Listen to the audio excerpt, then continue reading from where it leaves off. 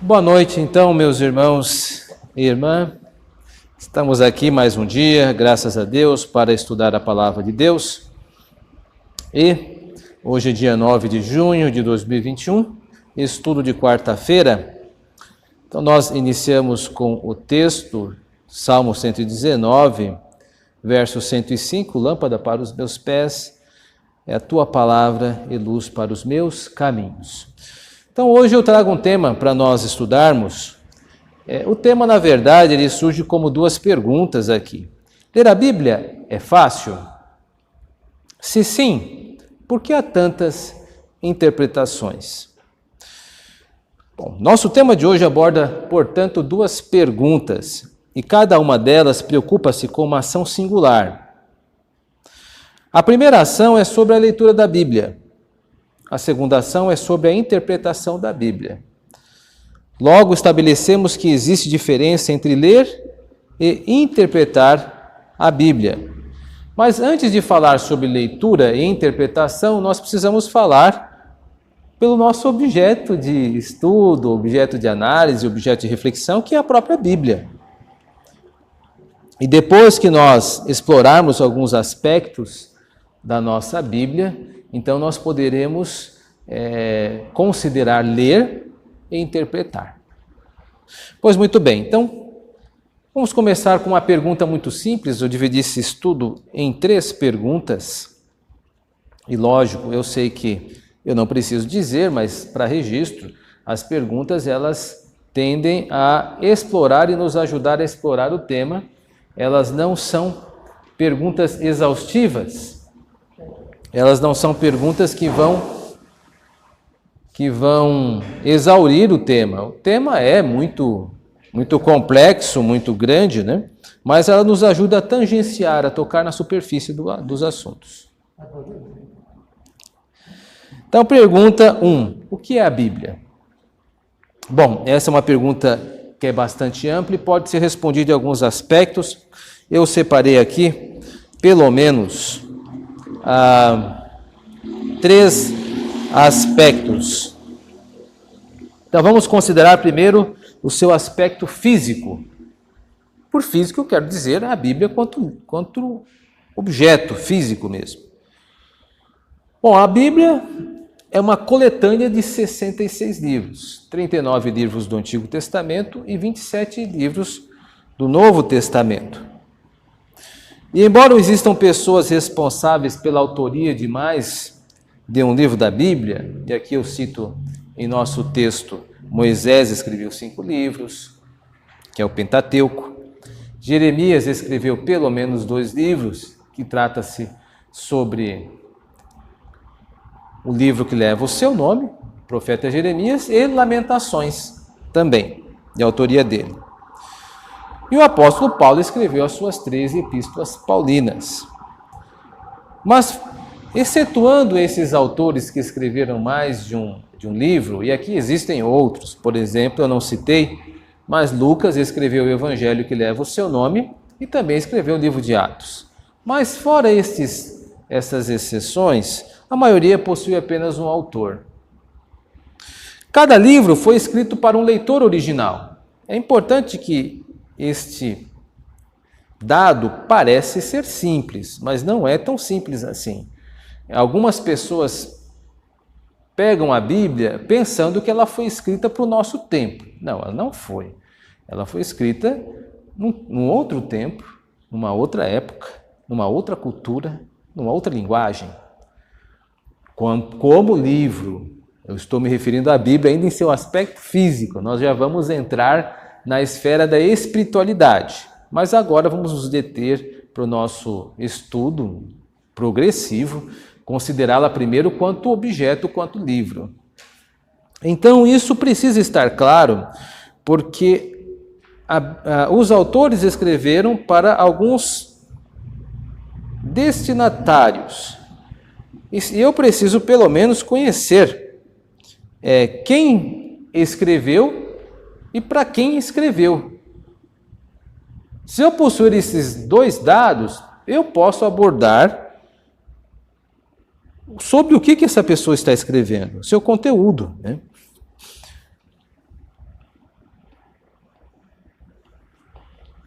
Portanto, parece ser simples, mas não é. Vamos, a título de exemplo, pensar no livro de Gênesis, que é o primeiro livro da Bíblia, segundo a sua ordem também física.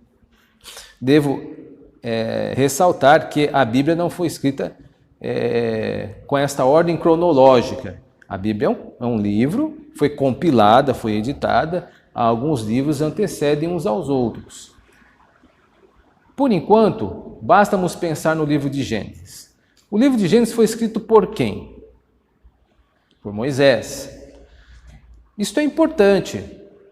Por quê? Porque eu preciso entender que Moisés escreveu para um grupo de pessoas. Para quem Moisés escreve? Para os israelitas, seus contemporâneos, que estão com ele na travessia do deserto, que estão indo para Canaã. Então isso me ajuda. Por exemplo, quando eu leio acerca da vida de Abraão em Gênesis, a partir do capítulo 12, eu consigo construir uma imagem, ainda que seja especulativa, que é uma especulação minha, mas imagética de imagem, de Moisés sentado na fogueira, ou próximo à fogueira, ou indo ao deserto, de alguma forma, ou na sua tenda, com as pessoas caminhando para Canaã, escrevendo sobre Abraão. E isso me ajuda a entender, porque algumas mensagens que estão na história de Abraão, elas também tocavam a vida dos seus contemporâneos. De quem? De Abraão? Não, dos contemporâneos de Moisés. Então era muito significativo, por exemplo, no capítulo 13, quando Abraão tem que descer ao Egito.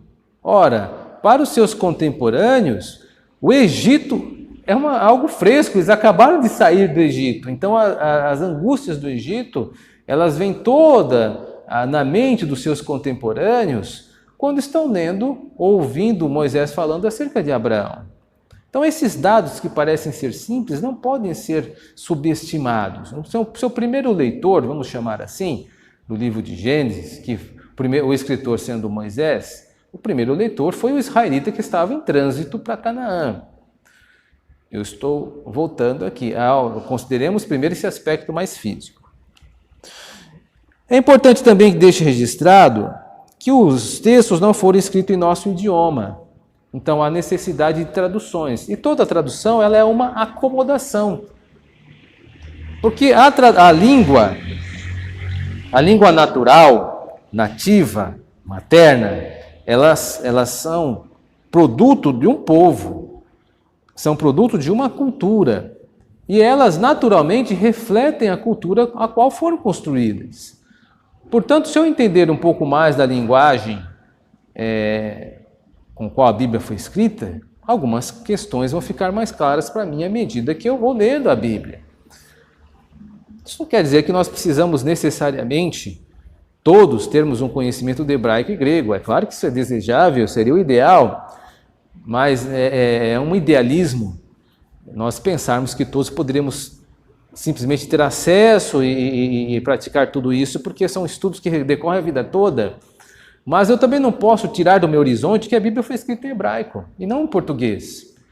Isso significa que os israelitas estavam acostumados a comer, por exemplo, carne de carneiro. Eu não me lembro a última vez que eu comi carne de carneiro. Eu como carne de galinha, arroz e feijão. E com certeza esses elementos da culinária brasileira do século XXI não estavam no horizonte do israelita da época de Moisés. Então isso produz um certo efeito, a própria alimentação e tudo mais. Então essas questões precisam estar claras para nós que nos aproximamos da Bíblia e nós estamos apenas explorando seu aspecto físico. Vamos agora adentrar num segundo aspecto sobre ainda a pergunta 1, que é a Bíblia. Vamos considerar os aspectos sociais, históricos e linguísticos. Vamos dar uma linha, a linha B. Consideremos seus aspectos sociais, históricos e linguísticos. Bom, a Bíblia não foi escrita em nosso idioma, já falei sobre isso. Portanto, logo toda tradução é uma acomodação para a nossa língua. E aí é bom dizer que nós estamos utilizando uma tradução, que é a Almeida Revista Atualizada, mas nós não devemos dogmatizá-la. Como assim? A tradução que nós usamos é a melhor tradução do planeta Terra de todas as gerações. Não, é uma tradução que ela nos serve bem com certeza a equipe tradutora fez um excelente trabalho, senão não teria perseverado até os nossos dias, mas não é única. Existem outras equipes tradutoras que promoveram traduções tão boas quanto, e às vezes em alguns aspectos, talvez até melhor. Então acho que isso não tem nenhum problema, nenhum demérito para a Bíblia. Nós precisamos pensar nas traduções, na nossa leitura como tradução. Isso vai nos aguçar o desejo de estudar mais e pensar, puxa, esse texto é tão bonito, o Salmo 23, na nossa tradução. Como será na tradução Nova Versão Internacional? Ah, que bela tradução fizeram a Nova Versão Internacional. Vamos agora observar qual foi a tradução proposta por outra equipe de tradutores. E aí você não perde com isso. Aliás, você ganha. Você não dogmatiza o texto. Fala, olha aqui, e começa a balançar esse texto da Almeida Revista Atualizada como se só ela fosse a tradução deificada, né, de Deus. Não, ela, com certeza, os tradutores fizeram um excelente trabalho, mas existem outras tão boas traduções quanto ela. A Bíblia não foi escrita em nossa geração, logo seus aspectos históricos para serem lidos precisam ser reconstruídos. É claro, nós temos que entender que a nossa geração ela possui questões que lidamos que na época bíblica não eram nem visitadas. Hoje em dia, por exemplo, nós estamos em um país democrático, né? Uma república democrática. Isso é muito diferente do que encontramos na época do reinado monárquico de Davi, por exemplo, onde os poderes estão todos catalisados na mão de um monarca.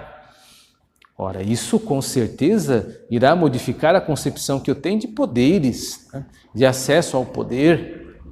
Naquela época, não podíamos nem pensar em questionar um poder de um rei, que provavelmente você seria punido por isso.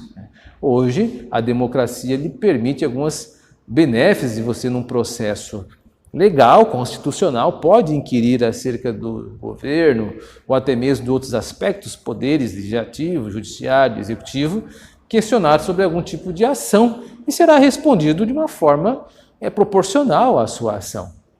Isto é impensável na época de Davi. Você questionar, mandar um emissário reclamando dos altos impostos, né? Veja o que acontece, por exemplo, com Roboão, filho de Salomão. Ele simplesmente ignorou o pedido do seu povo em relação à redução de impostos. Hoje nós podemos questionar.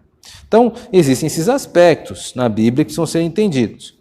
A Bíblia não foi escrita em nossa sociedade, logo seus aspectos sociais precisam ser entendidos para que os valores assumidos sejam factualmente aqueles que são supraculturais, como, por exemplo, o valor da vida, não matarás. Eu irei trabalhar um pouco mais esta ideia de valor supracultural quando tratar de interpretação da Bíblia. Por enquanto, fica só o registro, tá?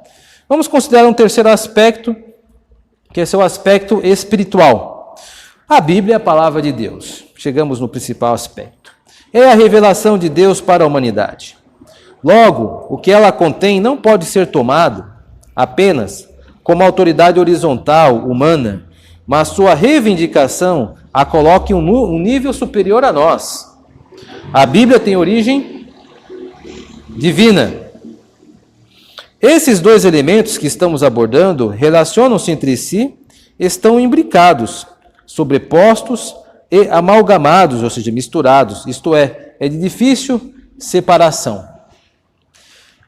Se um leitor não possui a clareza desses elementos constitutivos da Bíblia, terá dificuldade ao lê-la. Que elementos constitutivos eu estou falando? Constitutivos, vocês entendem, de constituição daquilo que faz parte, é o objeto que torna a Bíblia o que ela é.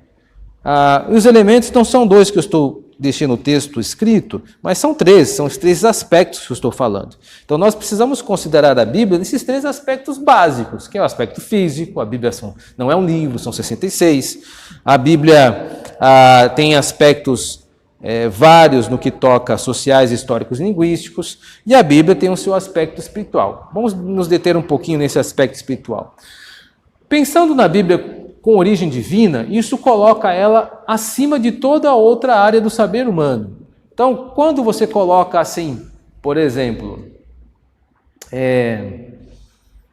subordinando a Bíblia a outra área do saber, como a física, a ciência, ou a geografia, você está tentando fazer algo que é contrário à natureza da Bíblia. Porque a Bíblia, embora seja um texto, eu preciso também tê-la quanto sua reivindicação. Ela é palavra de Deus e ela é autoritativa. Geografia não é. A geografia, embora ela tenha evoluído muito, né, a cartografia, existem elementos que são de difícil lidar, né? Por exemplo, existe um continente sul-americano, nós estamos nele, isso é óbvio. Eu estou dizendo da geografia, ela não pode nem sempre, vamos falar de uma geografia mais social, olhar a Bíblia pela ótica de machismo, feminismo, por exemplo. Esses conceitos machismo e feminino são conceitos nossos, culturais e da nossa época. Eles não faziam parte dos elementos com quais foram escritos a Bíblia. Os escritores não tiveram que lidar com isso. E eu não posso subordinar e dizer assim, olha, vou dar um exemplo de um debate, né, que já circulou. O apóstolo Paulo é machista e por isso invibializou a figura da mulher no culto. Espera aí, você está usando um termo... Primeiro, você está fazendo uma acusação séria. Machista em relação a quem? Aos nossos contemporâneos? Espera aí, você está usando o que nós chamamos de anacronismo. É um termo da nossa época, uma régua nossa para medir o passado. Isso não é correto. Então, se você quer pensar em tratamento de gênero, coloque e situe Paulo, no mínimo, dentro do seu colégio de escritores e dos seus contemporâneos. E aí você notará que, por exemplo, Paulo, ele trabalhou com muitas mulheres, por exemplo, Evode e Sintique, lá em Filipenses 4, eram cooperadoras com ele, e Paulo entendia como um grego, né, e lidou com isso na carta aos Coríntios, de que a mulher tinha o direito de pedir divórcio, embora não devesse, ele é contrário a isso, mas ele não ignorou que a cultura grega dava esse direito à mulher cristã grega, enquanto a mulher israelita não tinha. Ou seja, Paulo seria de fato machista? Então, muito cuidado com algumas afirmações, às vezes, estranhas ao texto e também acusações injustas em relação ao conceito, à cultura da época, né, e ao momento. Isso é importante.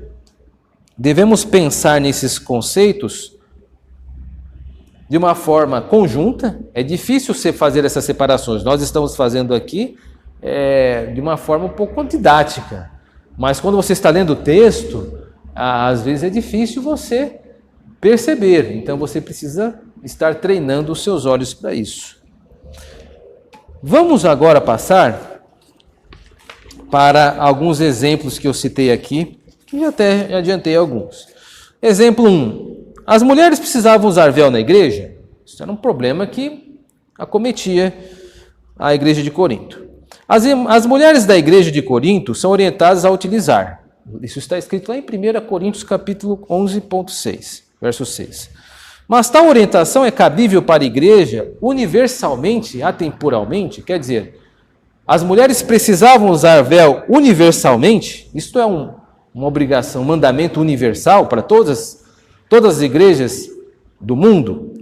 É também atemporal, ou seja, a igreja de todas as épocas. Será que Eva usava véu? Será que existia véu, produto têxtil, na época de Eva? Claro que não. O fato aqui é que alguma coisa cultural está acontecendo na Grécia. E Paulo está lidando com isso. O que fundamenta essa minha afirmação?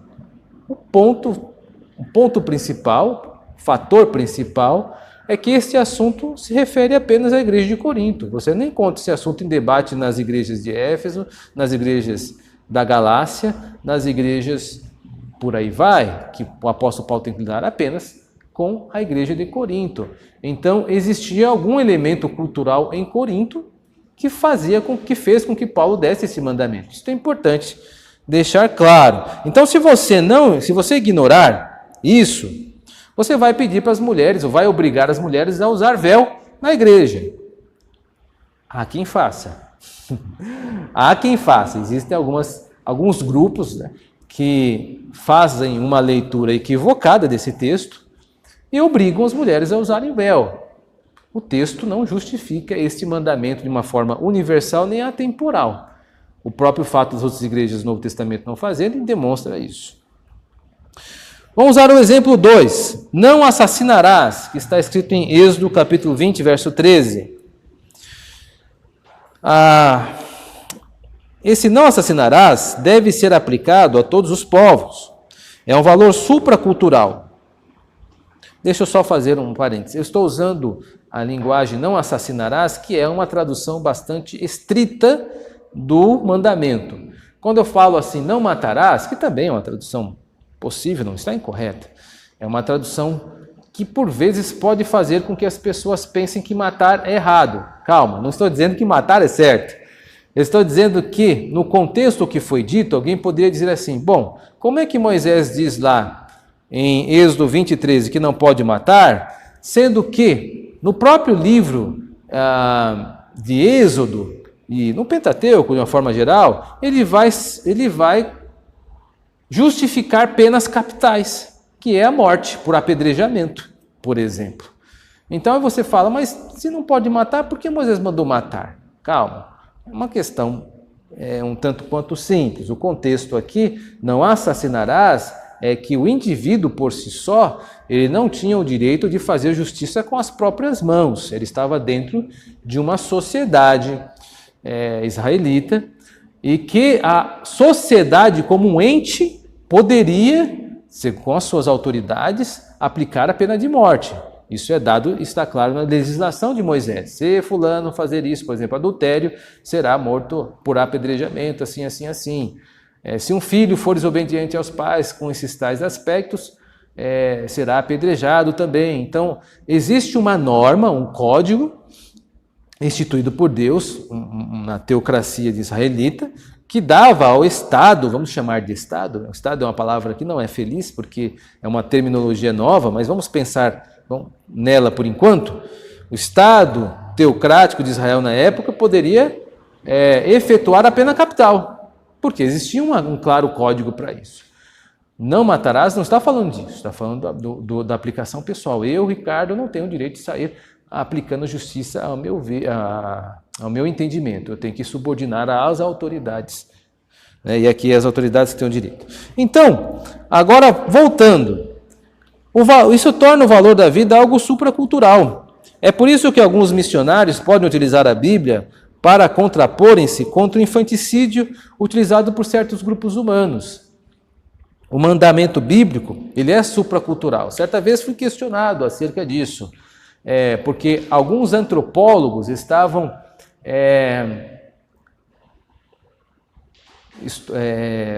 defendendo o direito de algumas tribos de efetuarem os seus rituais, e alguns desses rituais eram até de infanticídio. Isso são relatos das frentes missionárias. Os cristãos não podem ser favoráveis ao infanticídio. Por quê? Porque não é correto matar. E ali é uma situação onde a vida deve ser vista acima da cultura. Então eu não posso, de forma alguma, ser conivente com o assassinato de inocentes, de crianças. Embora tal tribo isso seja, entre aspas, legal. Não, porque existe um valor que está acima de qualquer legalidade, que é o valor da vida. Agora, eu preciso ter uma concepção supracultural, ou seja, a Bíblia existem elementos, que são valores, que estão acima da cultura. Por exemplo, outro valor que é supracultural é a dignidade humana. As pessoas têm direito à sua dignidade e respeito, independente de qualquer forma. Ou seja, embora, por exemplo, uma pessoa seja presa, ela ainda assim é um ser humano e precisa ter a sua dignidade preservada, mesmo dentro do cárcere. Ela não pode ser tratada de uma forma animalesca e nem se justifica maus tratos. Ele é um ser humano, ele pode ter errado, ela pode ter errado diante da lei, está pagando de alguma forma o seu delito diante da sociedade, num cárcere, mas nem por isso esta pessoa pode ser objeto de violência. Isso tanto violência pelo Estado como pelos seus próprios pares que estão dentro de um presídio, por exemplo. Portanto, não é correto confundir aspectos culturais com normativas atemporais e supraculturais. São elementos diferentes. Na leitura, eles precisam ser esclarecidos antes da formação de um entendimento sobre o assunto bíblico abordado. Então, veja, precisamos considerar essas questões quando nós fazemos afirmações, por exemplo, assim: a Bíblia diz isso. De fato, a Bíblia diz. Onde diz? Consideremos seus aspectos físicos. Para quem diz primeiramente? Qual que é o seu leitor primário? Consideremos agora seus aspectos sociais. Qual é a sociedade que está dentro do panorama do escritor? É a sociedade israelita? Para Cristo era nos evangelhos. Para Paulo em Corinto, não. Era a Grécia. Então essas questões precisam estar claras quando eu for ler o texto. Senão eu vou confundir alhos com bugalhos. Não dá. Então, e é o que muitas pessoas acabam, às vezes, fazendo de uma forma incorreta. Agora, as outras duas perguntas, eu creio que nós podemos transitar com mais tranquilidade, porque acho que o grosso mesmo é a questão da constitucionalidade da Bíblia, aquilo que a constitui, como eu disse. Pergunta 2, o que é leitura? Então, nós fomos da Bíblia e vamos falar sobre a ação de ler a Bíblia. De uma maneira lata, geral, podemos conceber leitura como a capacidade de decodificar textos escritos. Então, o que eu estou considerando por leitura aqui? O fato de eu ler textos escritos. E eu nem vou entrar aqui no aspecto de leitura de mundo, leitura social, leitura... Isso aí não. Vamos trabalhar com a leitura só com os textos escritos, por enquanto.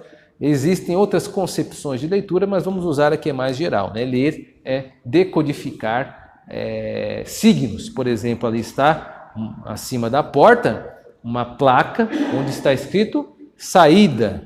Ou seja, neste reconhecimento, eu decodifiquei o que está escrito, seus signos, e os vocalizei. Né? Eu também atribuí sons aos signos, e estou me fazendo entender diante de vocês. Então, vários elementos estão presentes na leitura, vários processos complexos. Né? Então, isso não é fácil. Né? Por exemplo, para nós que somos nativos aqui, eu estou me comunicando com tranquilidade, mas tenta falar com alguém de outra civilização, de outro país, e vai tentar pedir para ele indicar onde é uma pastelaria, por exemplo, no Afeganistão. Então, eu quero saber onde é a pastelaria. Até tem que saber se existe pastelaria, como você conhece, se a pessoa está te entendendo, se essa palavra pastel, ela tem o mesmo significado nosso para eles, às vezes não. Pastor, muda? Muda. Por exemplo, em alguns lugares nos Estados Unidos, duck é uma... ou pelo menos essa é uma gíria bem antiga, isso eu vi na época do meu ensino médio, mas duck era gíria para deitar-se. Então, entrava um bandido, ele duck, duck, duck, duck, duck. Aí você tinha que se jogar no chão. Agora, se você fosse um intérprete literalista, você ia fazer o quê? Gritar quack? Você ia levar um tiro, porque ele ia pensar que você estava tirando sarro dele, estava brincando com ele. E duck era uma gíria para deitar-se. Então, ler não é só decodificar signos, temos que saber como eles podem ser entendidos também. Então, o que é leitura? Dessa forma, de capacidade de decodificar escritos. Partindo desse entendimento de que a Bíblia é formada por textos escritos, podemos pensar em como esses textos foram escritos. Primeiro, alguns textos foram escritos para registrar o período histórico. Neemias, por exemplo, possui essa tônica. Outros foram escritos com fins litúrgicos, de liturgia, de culto. Os salmos foram escritos para serem cantados, e muitos deles no templo. E os evangelhos possuem contornos declarativos, porque foram escritos como testemunho da vida de Cristo em nosso mundo. Ou seja, os evangelhos são um tipo de texto que foram escritos apenas para tratar acerca da vida de Jesus Cristo. Isto fica evidente quando você lê o Evangelho segundo Mateus, Marcos, Lucas e João, e você verá o protagonista da história é Jesus Cristo. Portanto, cada livro conversa com determinados leitores. Portanto, sabendo quem está falando e com quem e em quais circunstâncias, isso irá facilitar a sua leitura. Você está vendo que são coisas muito simples, mas que às vezes a gente nos escapa, porque nós estamos muito acostumados com alguns procedimentos que na verdade são complexos e às vezes a gente acaba tropeçando neles. Pergunta 3. O que é interpretação? De maneira geral, podemos conceber o conceito de interpretação como um discurso que explica o que é lido, de acordo com as suas implicações e aplicações. Então, eu tenho um texto, eu preciso ler esse texto. Ao ler esse texto, eu decodifico. E ao decodificá-lo, eu posso conceber implicações e também aplicações. Por exemplo, a placa de saída. Existe uma implicação aqui. Eu tenho que sair por ali. Isso é uma implicação. E a aplicação? Quando terminar a atividade religiosa, eu saio por ali. Percebe que isso está dentro da interpretação. A interpretação é dependente da leitura. Se não formos capazes de reconstruir em nossa mente os cenários e ambientes bíblicos acessados pela leitura, não conseguiremos lograr êxito na interpretação bíblica. Então, por causa de uma falta de decodificação de leitura, às vezes eu não consigo interpretar. Então, tem algumas pessoas que elas sofrem porque elas querem interpretar sem aprenderem a ler, ou ter um bom letramento. Por letramento, eu estou entendendo uma boa decodificação, saber o que aquela palavra está dizendo, como concupiscência. Concupiscência. Se eu não saber o que é essa palavra, eu não vou interpretar. Cuidado com a concupiscência. O que é isso? Eu preciso saber o que é cobiça. Mas os tradutores podiam ter ajudado. Isso é outro assunto. Também concordo. Mas, se eu não souber o que é essa palavra, eu não vou saber evitar esse pecado. Uma leitura deficitária resultará numa interpretação bíblica deficitária. Vamos dar alguns exemplos bíblicos de interpretação. Eu retirei apenas 2, existem muitos, mas eu vou basear-me apenas nesses 2. Vou trazer o caso dos saduceus. Os saduceus que não acolhiam a ideia de ressurreição, sabem disso. Os saduceus não acreditavam que existia uma ressurreição. Jesus retira da enunciação, ou seja, da fala do texto, Deus de Abraão, Isaque e Jacó, a interpretação de que esta frase, Deus de Abraão, Isaque e Jacó, é um indicativo de que Deus, para esses, não estão mortos. Ou seja, que estes, para Deus, não estão mortos, mas vivos. Ele diz isso para os saduceus. Está lá em Mateus, no capítulo 22, verso 31 a 33. Nosso Senhor, dessa maneira, acessa a ideia de vida e ressurreição de uma maneira diferente do que era adotada pelos saduceus. Eu vou explicar melhor. Aquelas pessoas não acreditavam em ressurreição. E Jesus diz, vocês estão enganados. Porque o próprio título de Deus se intitula várias vezes, eu sou Deus de Abraão, Isaque e Jacó, demonstra que existe vida após a morte. Aí pergunta, por quê? Porque Deus é Deus de vivos e não de mortos. Deus não pode ser o Deus dos mortos. É até uma concepção ofensiva. Ou seja, essas pessoas estão vivas para Deus. É uma conclusão maravilhosa, digna da mente de Jesus Cristo, que traz essa interpretação, com certeza muito interessante. Vamos ver uma outra interpretação. Na tentação de Cristo, nós temos o diabo, querer interpretar o texto de Salmos de maneira literal. Diz lá no livro do Evangelho de Mateus, capítulo 4, 6, quando Jesus está sendo tentado a pular no pináculo, o diabo diz, pula, porque lá no texto está escrito, os anjos te sustentarão nas suas mãos. Mas Cristo contrapôs tal interpretação ou aplicação com outro texto, não tentarás o Senhor teu Deus.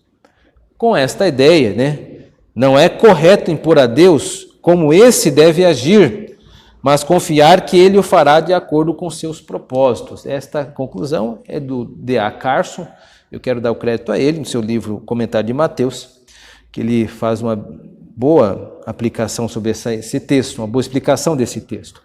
Então, o que o diabo está sugerindo para Cristo?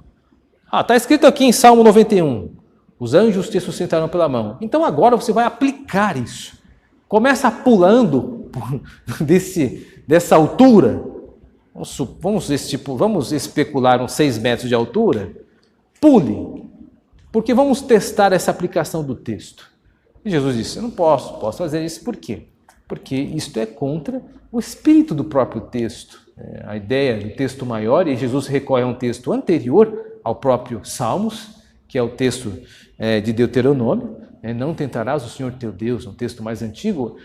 Existia uma maneira meio rabínica de debate, e citar um texto mais antigo era a forma de buscar mais autoridade. Nós vemos isso, por exemplo, quando Jesus está discutindo também sobre o divórcio, e os fariseus citam a Deuteronômio 24, mas Jesus puxa um texto muito mais antigo, que é de Gênesis. Então, o texto mais antigo geralmente tem mais autoridade que o texto mais moderno, segundo a interpretação rabínica. E Jesus está usando um pouco desse método com o diabo aqui, mas o fato é que a aplicação que Satanás estava querendo fazer com que Cristo fizesse, era uma aplicação que feria o espírito da Bíblia. Não é isso. Nós não podemos tentar a Deus e nem dizer como Deus deve agir. Então, a interpretação de Satanás era incorreta. Considerações finais. Meus irmãos e irmãs, a Bíblia é um livro que exige atenção. Uma leitura superficial fará com que o leitor possa incorrer em erros básicos. A interpretação de um texto bíblico é algo sério e grave. As aplicações precisam possuir certa precisão. Estamos falando do que Deus quer que façamos e como quer que façamos. A Bíblia, sua leitura e interpretação devem ser feitas com amor, mas também com temor. Com esta fala eu termino o nosso estudo. Que Deus os abençoe.